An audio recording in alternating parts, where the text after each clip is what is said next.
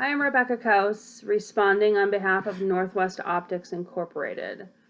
Defense counsel Eric Miller outlines the reasonableness standard applied to disclosures by arbitrators in Section 12 of the revised Uniform Arbitration Act. Professor Prasad assumed, as he's stated, he assumed that NOI was paying him directly and had no reasonable reason to believe otherwise.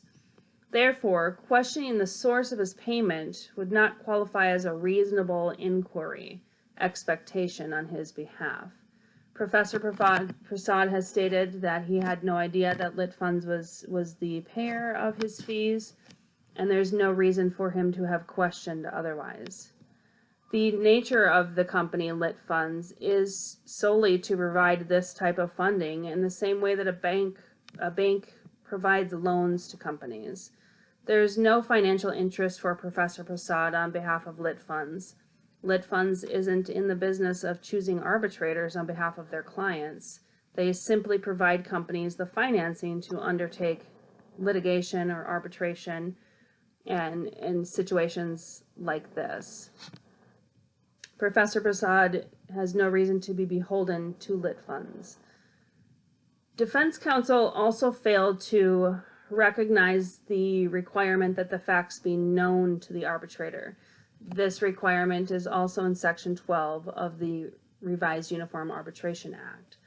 Professor Prasad has repeatedly stated that he did not know that Lit Funds was NOI's financer of this arbitration. The NOI counsel also noted in the comment that was discovered by the defense in the metadata search, the counsel noted that they also had no knowledge of any prior contracts between Lit Funds and Professor Prasad.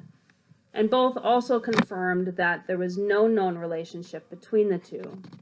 A person sitting in the audience of a presenter can hardly be acknowledged as a relationship.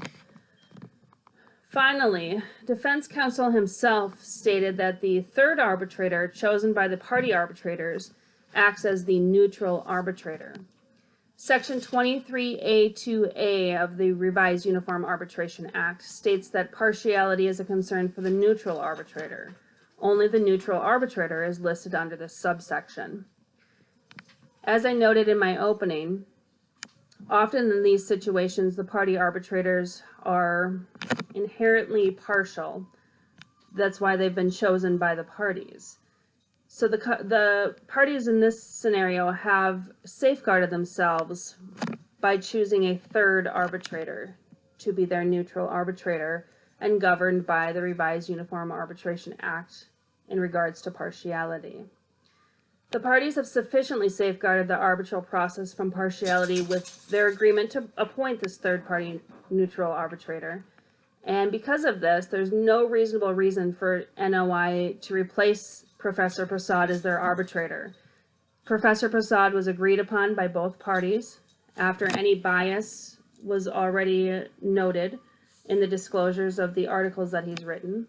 And the additional disclosures of this third-party payer Lit Funds and a previous public position pose no further bias than that which was already disclosed in the articles. The impartiality of the process is preserved as the parties contractually intended, with the presence of a third-party neutral arbitrator chosen by the party arbitrators. There is no need at this time. There is no reasonable reason for NOI to replace Professor Prasad. Thank you.